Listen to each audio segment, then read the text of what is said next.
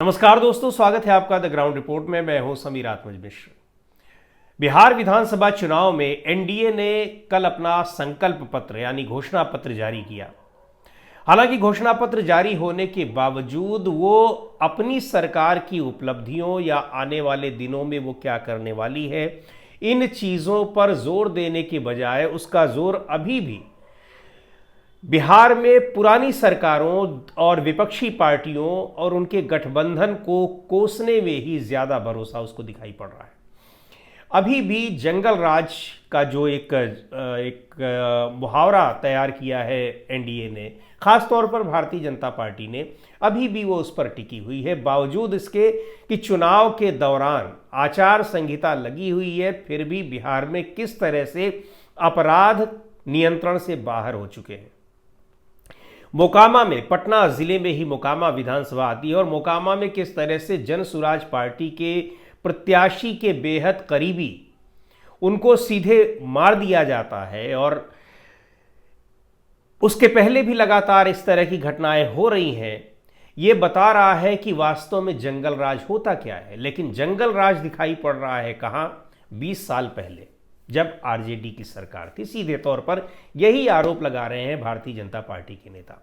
गृह मंत्री अमित शाह की नज़र में वहां पर कुछ एक मुस्लिम प्रत्याशी जो वहां पहले अपराधी थे, उनको सजा भी हुई, लेकिन उनके परिवार का कोई व्यक्ति चुनाव लड़ रहा है जिसके खिलाफ कोई केस नहीं है, उसको अपराधी बताया जा रहा है। और यहाँ तमाम ऐसे प्रत्याशी हैं जो जेडीयू के और भारतीय जनता पार्टी के, जिनके खिलाफ एक से एक संगीन आरोप लगे हुए हैं, लेकिन उनकी चर्चा नहीं हो रही है। खैर, जो चीज़ें दिखाई पड़ रही हैं, मोकामा से अनंत सिंह चुनाव लड़ रहे हैं और अनंत सिंह वही है जो सज़ा याफ्ता हैं।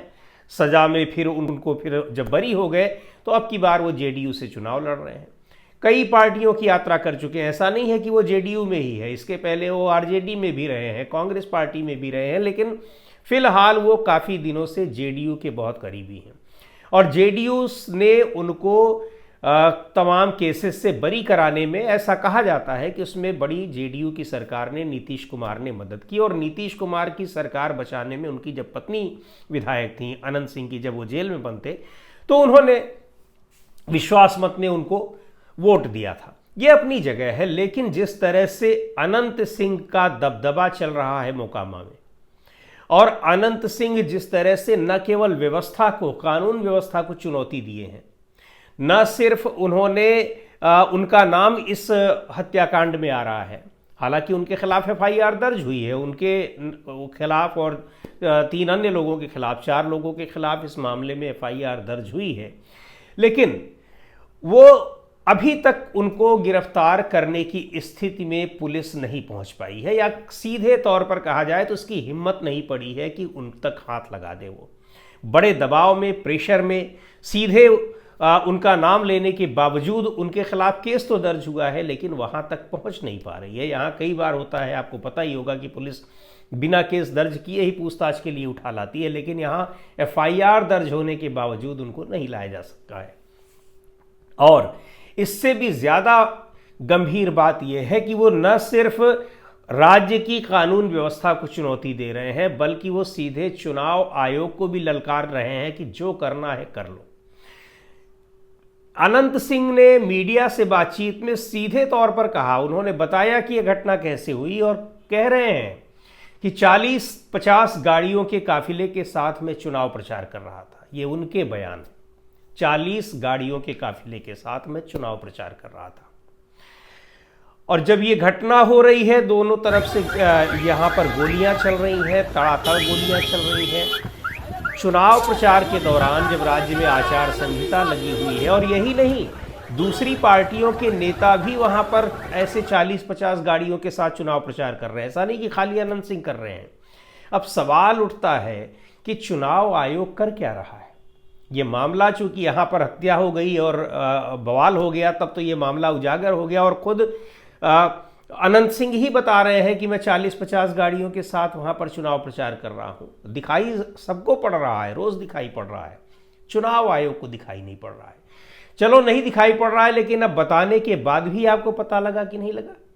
आचार संहिता नाम की चीज़ कोई है या नहीं है, आचार संहिता के उल्लंघन का कोई मामला है या नहीं है, लेकिन चुनाव आयोग को नहीं दिखता है। वहीं राहुल गांधी ने प्रधानमंत्री नरेंद्र मोदी पर आरोप लगाया, ये वो आरोप है जो वो संसद में भी लगा रहे हैं और उसका जवाब वो नहीं दे रहे हैं। उनकी भाषा के खिलाफ एफआईआर दर्ज कराने के लिए एक एप्लीकेशन दे दिया गया है। अब सबसे बड़ा सवाल ये है कि चुनाव आयोग पर जिस तरह से आरोप लगते हैं कि वो सत्तारूढ़ पार्टी के लिए काम कर रहा है, सत्तारूढ़ पार्टी को बचाने के लिए, जगह जगह उसकी सरकार बनवाने के लिए, उसके सत्तारूढ़ पार्टी के लोगों से पूछकर, उसके नेताओं से पूछकर चुनाव की तारीखें तय होती हैं, चुनाव के दिन तय होते हैं, चुनाव के कितने चरणों में चुनाव होते हैं, ये सारी चीज़ें तय होती हैं। तो फिर ये आरोप यूं ही नहीं लग रहे हैं। एसआईआर, वोट चोरी, इन तमाम मुद्दों पर घिरी हुई ही है सरकार। गृह मंत्री अमित शाह ने कह दिया कि 2 चरण में चुनाव होंगे, तो 2 ही चरण में चुनाव हो रहे हैं। ये क्या कुछ हो रहा है? चुनाव आयोग सीधे तौर पर क्या सत्तारूढ़ पार्टी के हिसाब से चल रहा है, उसी हिसाब से संचालित हो रहा है? और संचालित हो रहा है तो क्या सत्तारूढ़ पार्टी के लोग कुछ भी कर देंगे, उनके खिलाफ कोई एक्शन नहीं लिया जाएगा? ये आचार संहिता में गाड़ियों की एक सीमित संख्या होती है। लोग पूरे चुनाव में 40 लाख रुपए खर्च कर सकते हैं और यहाँ तो हमें लग रहा है कि जिस तरीके से ये लोग चुनाव प्रचार कर रहे हैं तो एक दिन में 40 लाख रुपए खर्च कर दे रहे होंगे।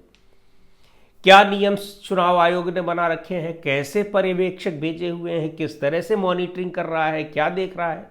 यानी पूरी तरीके से जब व्यवस्था अनियंत्रित हो जाती है, उस पर कोई कंट्रोल नहीं रहता है, कोई कंट्रोल करने वाला नहीं होता है, कोई देखने वाला नहीं होता है, जिसका जो मन में आ रहा है वो कर रहा है, इसी व्यवस्था को जंगल राज कहते हैं, जो बिहार में इस समय भी दिखाई पड़ रहा है, पिछले काफ़ी समय से दिखाई पड़ रहा है। लेकिन जंगल राज किसको कहा जाएगा? 20 साल 25 साल पहले के शासनकाल को। हम ये नहीं कह रहे कि वो नहीं था, निश्चित तौर पर जिस तरह की घटनाएं उस दौरान हुई हैं तो वो भी जंगल राज था और उसको जमकर जंगल राज कहा गया है। लेकिन आज जो कुछ हो रहा है, ये जो स्थितियां दिखाई पड़ रही हैं लगातार, इनको भी आप जंगल राज से कोई दूसरी उपमा नहीं दे देंगे, ये वही है। और चुनाव के दौरान ये सारी चीज़ें हो रही हैं। एक बात और कही जाती है कि यहाँ पर क्यों हो रहा है, यहाँ पर और अनंत सिंह नाम ले रहे हैं, एक और वहाँ के एक क्रिमिनल हैं, बाहुबली हैं, सूरजभान सिंह भी सजा याफ्ता हैं, चुनाव नहीं लड़ सकते हैं, उनकी पत्नी चुनाव लड़ रही हैं। और इन दोनों लोगों के बीच में ज़बरदस्त टकराव आज से नहीं, पिछले 20 साल 25 साल से है। 2000 में अनंत सिंह के भाई को सूरजभान ने चुनाव हराया था, उसके बाद सूरजभान को और फिर उनकी पत्नी को लगातार अनंत सिंह चुनाव हराते आ रहे हैं। इस बार के चुनाव में ऐसा लग रहा है, बताया जा रहा है, सूरजभान की पत्नी आरजेडी से उम्मीदवार है। अनंत सिंह का आपको पता ही है कि जनता दल यूनाइटेड से यानी नीतीश कुमार की पार्टी से उम्मीदवार है। और जनसुराज पार्टी के भी प्रत्याशी बड़े मजबूत बताए जा रहे हैं। यहां पर इस बार अनंत सिंह की स्थिति काफी कमजोर दिखाई पड़ रही है। हालांकि मीडिया में बहुत छाए हुए हो, तमाम उनकी रील्स वायरल हो रही हैं और वो ये तक बता चुके हैं, नीतीश कुमार की ही सरकार को बता चुके हैं कि किस तरह की सरकार है। बहुत ही अश्लील भाषा में नीतीश कुमार की सरकार के लिए एक उपमा का उन्होंने प्रयोग किया था। आप रील में ढूंढेंगे तो बड़े आराम से वो मिल जाएगी, मैं उसको आप नहीं बता सकता हूं। वो अनंत सिंह इस बार उनको लग रहा है कि वो शायद चुनाव उनका कमज़ोर पड़ रहा है कहीं न कहीं से। उसके पीछे बहुत सारे कारण हैं, बहुत सारे कारण हैं कि वो भी लगातार विधायक है या उनकी पत्नी है। दूसरे ये है कि 20 साल की एंटी इनकम्बेंसी। तीसरे ये है कि एनडीए सरकार का जो घोषणाएं हैं और एनडीए सरकार की जो कार्यशैली है, जो वादे किए गए और उनको जितना निभाया गया, उससे पूरे बिहार की जनता में बहुत अच्छा संदेश नहीं गया है या बहुत अच्छी राय नहीं है बिहार के लोगों की, अगर आप आम तौर पर वहाँ बातचीत करिए। क्योंकि लोग कह रहे हैं कि इतनी घोषणाएं हुई हैं पहले से ही, अब तक क्या किया गया। तो इन सारी चीज़ों को देखते हुए माना जा रहा है कि चुनाव में उनकी स्थिति कमज़ोर है। चुनाव में उनकी स्थिति कमज़ोर है तो मोकामा के लोगों से बातचीत करने पर या बिहार के पत्रकारों से या बिहार के लोगों से बातचीत करने पर यह पता लग रहा है कि अनंत सिंह को अपनी स्थिति अगर कमज़ोर दिखाई पड़ रही है तो फिर उसके लिए वो किसी भी स्तर पर जा सकते हैं। और चूंकि उनको भरोसा है कि सरकार उनकी अपनी है, उनकी अपनी पार्टी की है, उनका कुछ नहीं हो सकता है, तो ये दुस्साहस की किसी भी सीमा तक जा सकते हैं। वो जाएं या ना जाएं, ये जांच का विषय है, ये किसने कराया, कहाँ से हुआ, ये सारी चीज़ें। लेकिन जिसके खिलाफ अगर नामजद रिपोर्ट हुई है और ये पता है, प्राइमा फेसी ये दिख रहा है, तो फिर पुलिस वालों को उनको गिरफ्तार करने में क्या दिक्कत है। और सबसे बड़ी बात ये कि लोग 40-40, 50-50 गाड़ियों के काफिले के साथ चुनाव प्रचार कर रहे हैं, हथियार लहराए जा रहे हैं, अवैध हथियार लहराए जा रहे हैं। खुद प्रधानमंत्री नरेंद्र मोदी कट्टा, गोली, बंदूक, दुनाली की बात वहां पर कर रहे हैं। ये चुनाव आयोग कर क्या रहा है? चुनाव आचार संहिता नाम की कोई चीज होती भी है या नहीं होती है? इस संस्था को क्या पूरी तरीके से, इतनी प्रतिष्ठित महत्वपूर्ण संवैधानिक संस्था को क्या पूरी तरीके से गर्त में मिला देने की कसम खा रखी मुख्य चुनाव आयुक्त ज्ञानेश कुमार ने? बहुत सारे सवाल हैं। सबसे बड़ा सवाल चुनाव आयोग पर ही है कि आखिर वो कर क्या रहा है। आज की वीडियो में इतना ही। अगले वीडियो में फिर मिलेंगे एक नए विषय के साथ, एक नए मुद्दे के साथ। द ग्राउंड रिपोर्ट के यूट्यूब चैनल को आपने अब तक सब्सक्राइब न किया हो तो ज़रूर कर लें। हमारे वीडियोज़ को लाइक करें, शेयर करें और अपने सुझाव भी हमें ज़रूर भेजें।